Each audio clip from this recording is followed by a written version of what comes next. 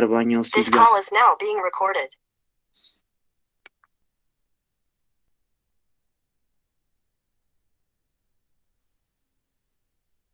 Aguilar Baños Silvia Giovanna, Bustos Casillas Diego, Delgado Zárate Gabriel, yo su servidor Ontiveros Álvarez Ángel Gabriel, Ramírez González Brenda Alessandra y Sosa Fuerte Sandra.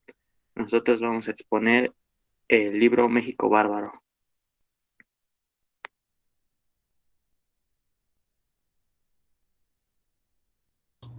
En la presente exposición hablaremos del libro México Bárbaro, un ensayo en donde el periodista norteamericano John Kenneth Turner describe la situación política y social de México gracias a sus entrevistas e investigaciones y gracias a que se hizo pasar de incógnito por un empresario norteamericano y millonario.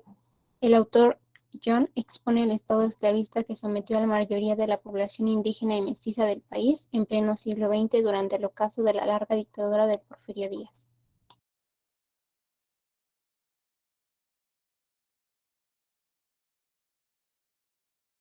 Capítulo 1. Los esclavos de Yucatán. En este capítulo, el autor nos cuenta que durante el gobierno de Porfirio Díaz, el territorio no obtuvo una buena contienda electoral y gracias a ello inicia un sistema mediante el ejército. Además, ordena comenzar a cobrar por tener o quedarse en un puesto político o por tener tierras propias, entre otras cosas. Tiempo después, la población empieza a perder los pocos derechos que tenían, y con ello nace el peonaje más conocido como la esclavitud. Después de eso, Gutiérrez de Lara se hace pasar por un intervencionista norteamericano que desea invertir en las tierras de Nenequén en Yucatán. Su labor era verificar que si en realidad había esclavitud en México.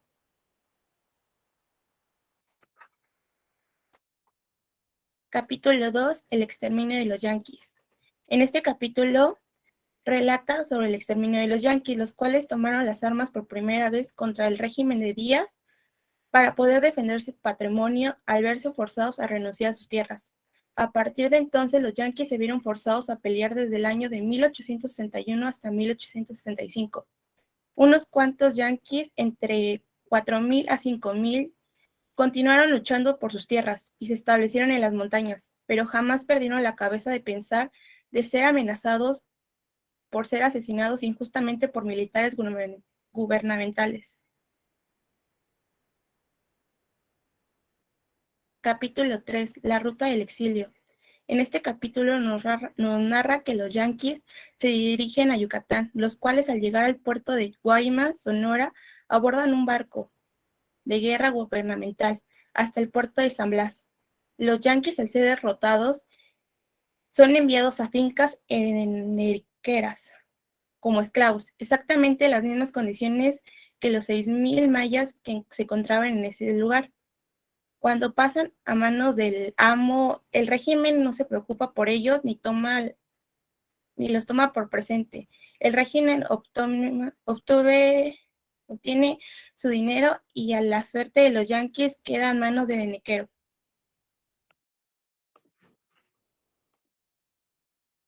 El capítulo 4 de los esclavos contratados de Valle Nacional. Valle Nacional es sin duda el peor centro de esclavitud en todo México. Probablemente es el peor del mundo, pero en Valle Nacional todos los esclavos, con excepción de muy pocos, acaso el 5%, rinden tributo a la tierra en un lapso de 7 u 8 meses. Los esclavos de Valle Nacional no son indios, como lo son los esclavos de Yucatán, son mestizos mexicanos. Algunos de ellos son hábiles artesanos, otros artistas y la mayoría de ellos son trabajadores ordinarios. En conjunto, aparte de sus andrajos, sus heridas, su miseria y su desesperación, constituyen un grupo representativo del pueblo mexicano. No son criminales, no hay más del 10% a quien se le haya acusado de algún delito. El resto son ciudadanos pacíficos y respetuosos de la ley. Sin embargo, ninguno de ellos llegó a Valle por su propia voluntad, ni hay uno solo que no esté dispuesto a dejarlo al instante que si pudiera salir. No hay que aceptar la idea de que la esclavitud mexicana está confinada en Yucatán y en Valle Nacional. condiciones similares rigen en muchas partes de la Tierra de Díaz y especialmente en los estados del sur de la capital. Citó a Valle Nacional por ser notorio como región de esclavos y porque ya, como ya se indicó, constituye el mejor ejemplo de la peor trata de esclavos que el autor conoce. La causa de las extremosas condiciones del Valle Nacional es principalmente geográfica. Valle Nacional es una honda cañada de 3 a 10 kilómetros de anchura, enclavada entre montañas casi inaccesibles, en el más extremo rincón del noroeste del estado de Oaxaca. Su entrada está a 8 kilómetros a aguas arriba del río Papaloapan, partiendo de El Hule, que es la estación ferroviaria más próxima, y por este lugar pasa todo ser humano que va o viene del valle. No hay ninguna otra ruta practicable para entrar ni para salir. Valle Nacional se halla a 3 horas de viaje de Córdoba y a 2 de El Hule. Los viajeros perdidos llegan a veces hasta Tuxtepec, que es la ciudad principal del distrito político, pero nadie va a Valle Nacional si no se tiene ahí algún negocio. Es región tabaquera y la más conocida de México, y la producción se obtiene de unas 30 grandes haciendas, casi todas propiedad de españoles. Entre el Hule y la entrada al valle hay 4 pueblos: Tuxtepec, Chiltepec, Zacatepec y Valle Nacional, todos situados a orillas del río, y todos ellos provistos de policías para cazar a los esclavos que se escapen. Pero ninguno de estos puede salir de Valle Nacional sin pasar por los pueblos. Tuxtepec es el más grande, cuenta con 10 policías y 11 rurales en su tiempo. Además, a todo esclavo que se escapaba se supone de un premio de 10 pesos al ciudadano o policía que lo detenga y lo devuelva a su propietario. En esta forma se comprenderá hasta que el punto de aislamiento geográfico de Valle Nacional contribuye para que sea algo peor que otros distritos de México en los que también se explotan esclavos. La siguiente, por fin. Los métodos del enganchador para engañar al obrero son muchos y variados. Uno de ellos consiste en abrir una oficina de empleos y publicar anuncios demandando trabajadores a los que se les ofrece altos jornales, casa cómoda y gran libertad en algún lugar del sur de México. También se les ofrece transporte libre al cabeza de la familia, le da un anticipo de $5 y a toda ella la encierra en un cuarto tan bien asegurado como una cárcel. Se les dice que tienen una deuda pendiente y que los retardarán hasta que paguen con trabajo. Pocos días después, la puerta se abre y salen en fila. Los hacen marchar por una calle de poco tránsito hasta una estación de ferrocarril, donde son puestos en el tren. Y después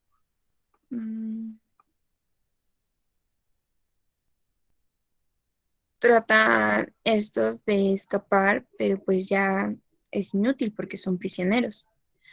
Pocos días después están en Valle Nacional. Generalmente el obrero secuestrado en esta forma pasa por el formalismo de firmar un contrato. En la Ciudad de México y en otros grandes centros de población se mantienen de modo permanente lugares llamados casas de enganchadores, conocidas ordinariamente por la policía y por los grandes compradores de esclavos para la tierra caliente. Sin embargo, no son más ni menos que cárceles privadas en las que se encierra con engaños al trabajador, a quienes se mantiene ahí contra su voluntad, hasta que se les traslada en cuadrilla, vigilado por la fuerza policíaca del gobierno. Y después tenemos un tercer método que emplea el enganchador, que es el secuestrador descarado. Centenares de individuos medio borrachos son recogidos cada temporada en los alrededores de las pulquerías de la Ciudad de México para encerrarlos bajo llave y más tarde remitirlos a Valle Nacional. La siguiente, por favor. La quinta parte de los esclavos de Valle Nacional son mujeres y la tercera parte niños menores de 15 años, ya que se les considera que cuestan menos, duran bastante y en algunas labores como la planta de tabaco son más atractivos y por lo tanto más útiles. Todos mueren muy pronto y la mayoría de mortalidad ocurre entre el sexto y el octavo mes. La siguiente, por favor.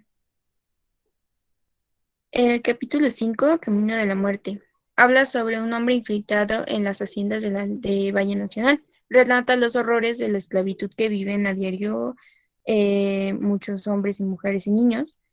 Este se mezcló hasta llegar a tener un desayuno con el presidente, el cual fue interrumpido casualmente por un capataz para informarle que había matado a una mujer el día anterior. El presidente con toda tranquilidad lo mandó a casa y le recomendó no pensar más en el tema.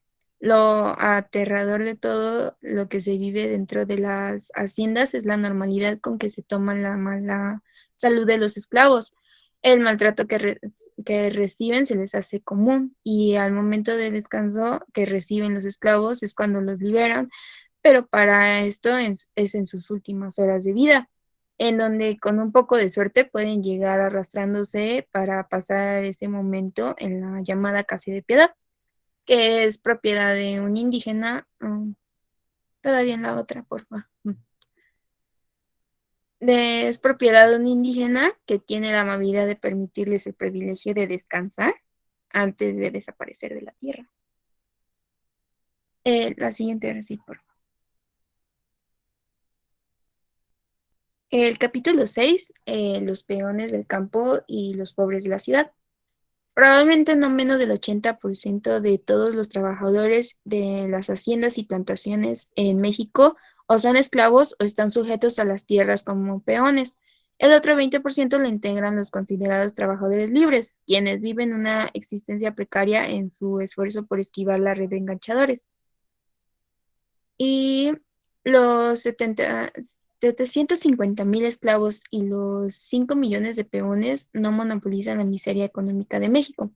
Esta se extiende a toda clase de personas que trabajan. Hay 150,000 trabajadores de minas y fundiciones que reciben menos dinero por el trabajo de una semana que un minero norteamericano de la misma clase por un día de jornal.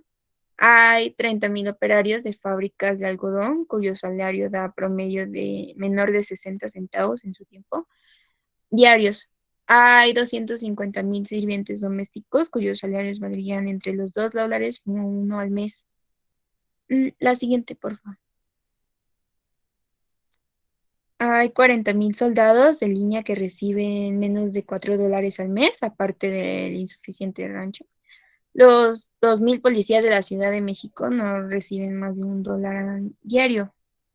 Y para los conductores de tranvías, $1 diario es un buen promedio en la capital, donde los jornales son más elevados que en otras partes del país, excepto cerca de la frontera norteamericana. Y en esta proporción es constante en las industrias.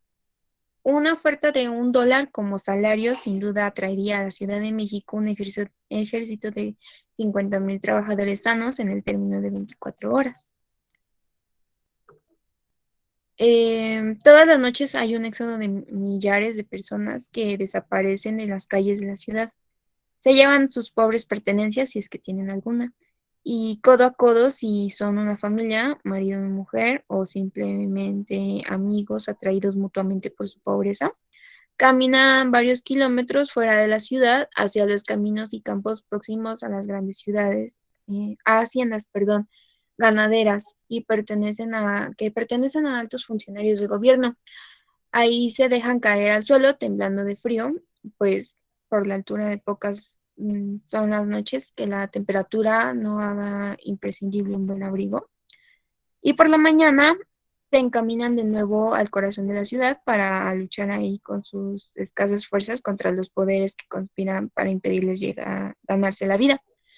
Ahí después de la desalentadora lucha, acaba por caer en las redes del enganchador que anda en la búsqueda de esclavos para sus ricos clientes. La siguiente, por favor. México tiene 2 millones de kilómetros cuadrados, hectárea por hectárea es tan rico, si no más que los Estados Unidos. y no hay razón natural o geográfica para que su pueblo no sea tan próspero y feliz como cualquier otro del mundo. Es un país más viejo que los Estados Unidos y no está sobrepoblado. Con una población de 15 millones, resultan 7.5 habitantes por kilómetro cuadrado. La densidad poco menor que la norteamericana. Sin embargo, al ver el corazón de México, es inconcebible que pueda haber en el mundo la pobreza más extrema. Destacó la frase, México es un pueblo muerto de hambre y una nación postrada.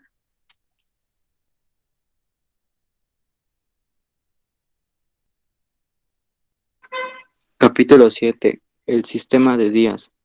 Yo les voy a hablar de los puntos más importantes de este capítulo. La esclavitud y el peonaje en México, la pobreza y la ignorancia y la postración general del pueblo se deben al sistema del general Porfirio Díaz. Inició una serie de revoluciones para dominar los poderes gubernamentales del país. En contra de la voluntad del pueblo, Díaz tomó la dirección del gobierno por más de 34 años, excepto 5 años del año de 1880 a 1884. Esto de que le cedió el palacio a su amigo Manuel González con el claro entendimiento de que al final de su periodo se lo devolvería. Díaz privó al pueblo de sus libertades mediante la fuerza militar y la policía controló las elecciones, la prensa y la libertad de palabra, e hizo el gobierno popular una farsa. El botín más grande que enriqueció a Díaz y a su familia fue la confiscación de tierras del pueblo. Uno de los principales métodos para despojar de sus tierras al pueblo ha sido la expedición de la ley de registro de propiedad patrocinado por Díaz. Siguiente, por favor. En el capítulo 8, elementos represivos del régimen Díaz. En 1876 Díaz ocupó con fuerzas la capital mexicana y se declaró sí mismo el presidente provisional. Díaz mantiene el grueso del ejército concentrado cerca de los grandes centros de población para reprimir cualquier intento de levantarse en armas. Existen varios tipos de policías represoras, los rurales que se dividían en rurales de la Federación y rurales del Estado. La ley fuga en una forma de asesinar que tuvo su régimen en un decreto de Gral. En este punto también hablan de varias prisiones, entre ellas Belén y San Juan de Ulúa, que es una prisión política para políticos sospechosos. Y los asesinos oficiales de México, el jefe político es el más notable y está al mando de la policía local y de los rurales. Siguiente, por favor.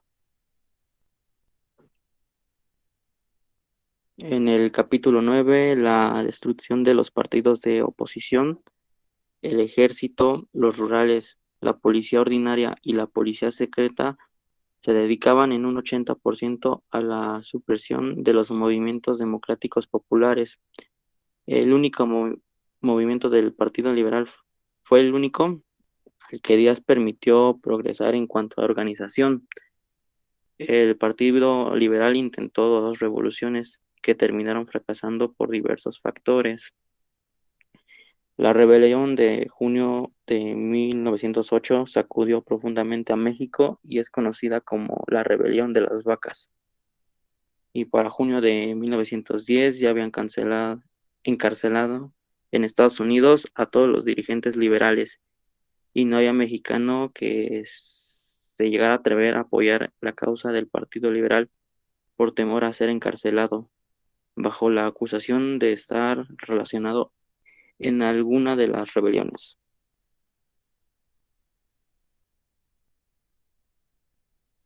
Bueno, a continuación yo les hablaré del capítulo 10.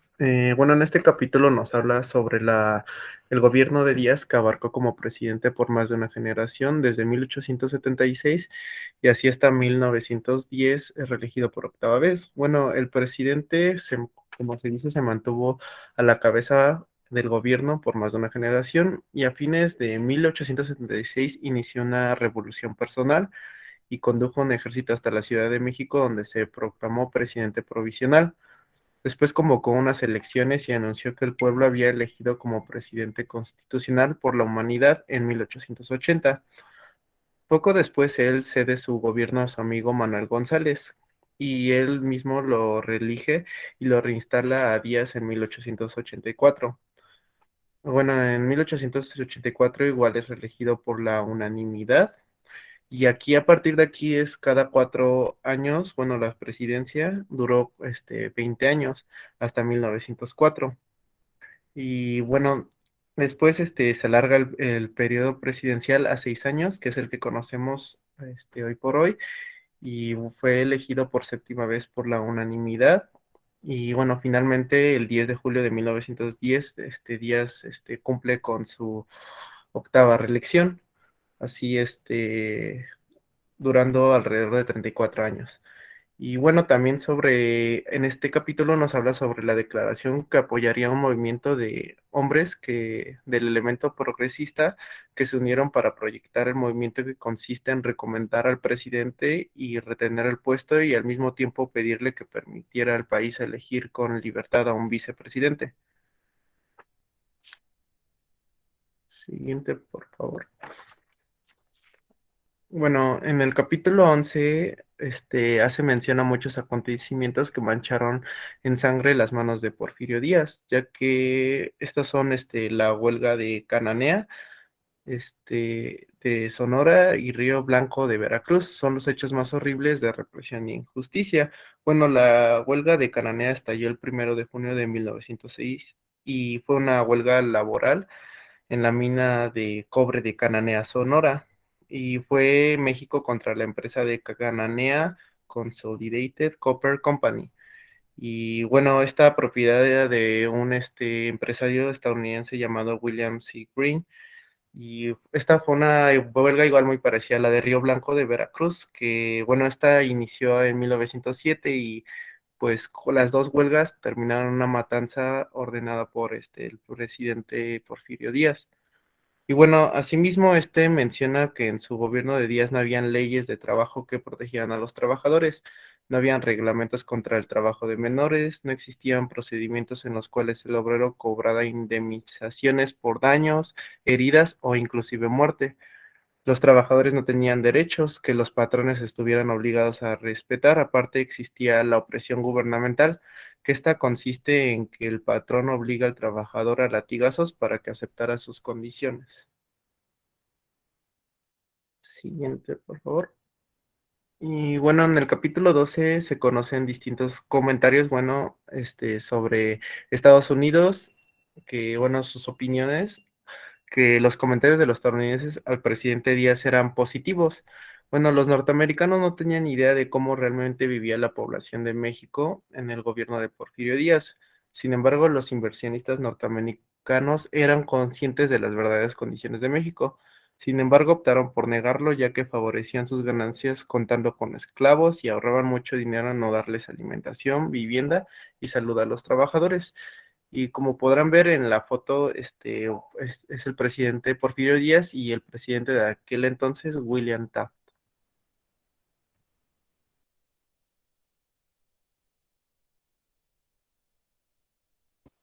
Bueno, ahora vamos a hablar sobre el capítulo 13, que es el contuberino de Díaz con la prensa norteamericana.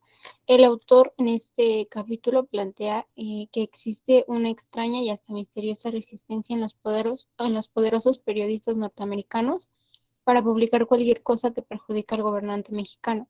Es decir, todos los periódicos y artículos norteamericanos importantes no contenían ninguna crítica negativa directamente hacia el presidente Porfirio Díaz.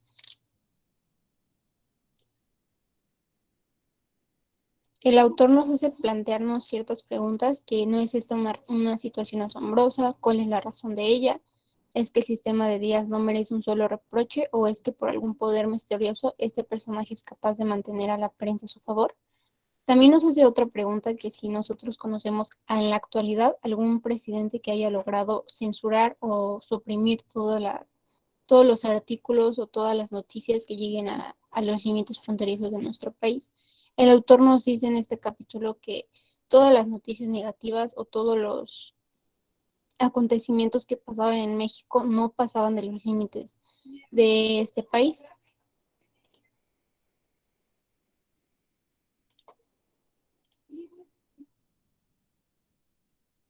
Entonces, el autor llega a una conclusión de que Díaz controla todas las fuentes de noticias y los medios de transmitirlas. Todos los periódicos se suprimen o subsidian a capricho del gobierno. Como les mencionaba, todos los artículos que estaban en periódicos importantes eran suprimidos y pues sí, eran controlados por el gobierno de Porfirio Díaz.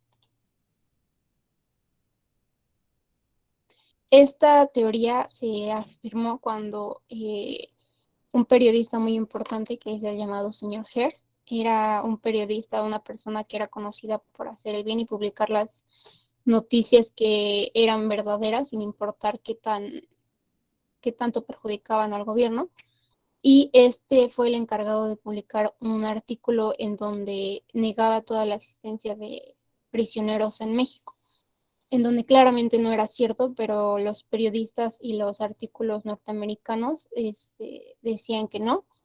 Y pues el señor Hearst salió a dar una entrevista en donde decía que todos los problemas que estaban sucediendo o que si había alguna existencia de prisioneros en México no era directamente de la culpa del presidente Porfirio Díaz. De hecho, en esa entrevista citó una frase que él dijo: personalmente yo sé tanto de México y de los mexicanos como cualquiera.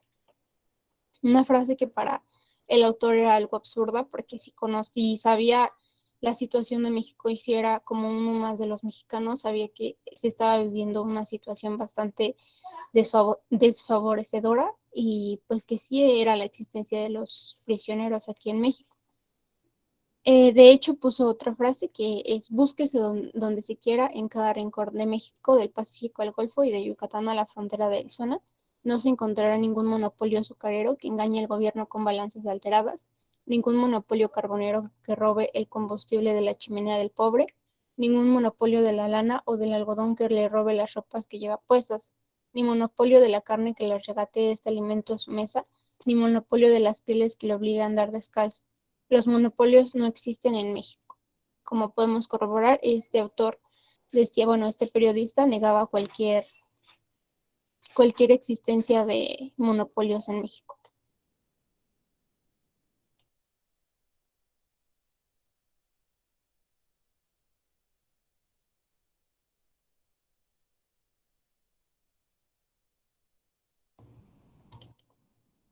Y bueno, pues, ¿cuál es el origen de esa influencia sobre el periodismo?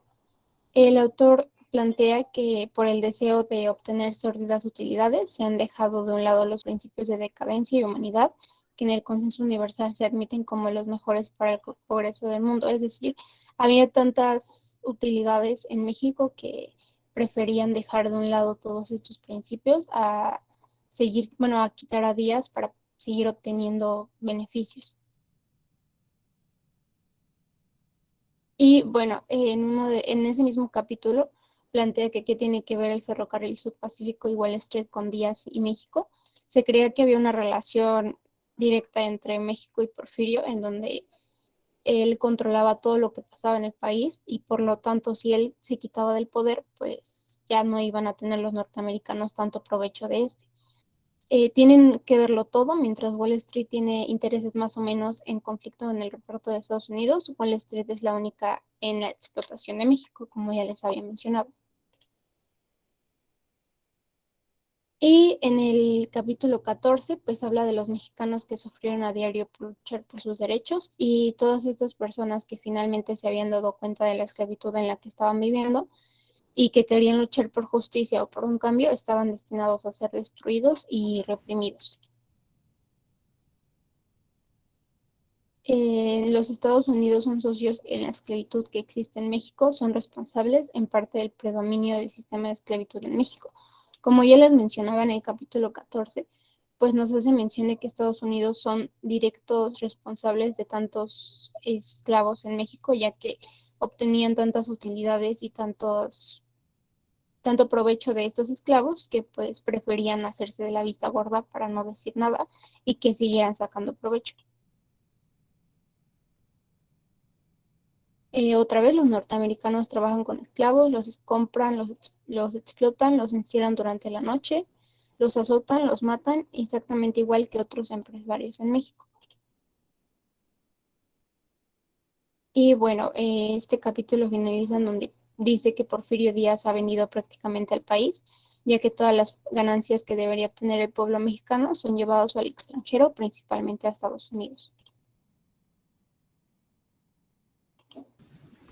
Bueno, el capítulo 15 básicamente nos habla de la persecución de Porfirio Díaz con sus enemigos, también cómo fue que William Howard lo ayudó con tropas, y pues también nos habla un poco de cómo fue que Flores Magón, Villarreal y Rivera fueron encarcelados. La siguiente, por favor. En el 16, bueno, con el puro título podemos ver que pues había mucha esclavitud, mucho peonaje y mucha opresión gracias a Porfirio Díaz. Y pues también nos cuenta que las personas de Estados Unidos tenían una visión diferente a cómo era México en esos momentos. La siguiente, por favor. Y en el capítulo 17, pues se analiza como que prácticamente todo el libro y pues se llega a la conclusión de que pues había mucha esclavitud, mucho como que falta de democracia, también que pues se comparaba México con los países europeos y pues se llegó a la conclusión de que México no estaba a la altura de ellos, no porque fuera un mal país, sino por la falta de apoyo del gobierno y desarrollo del mismo.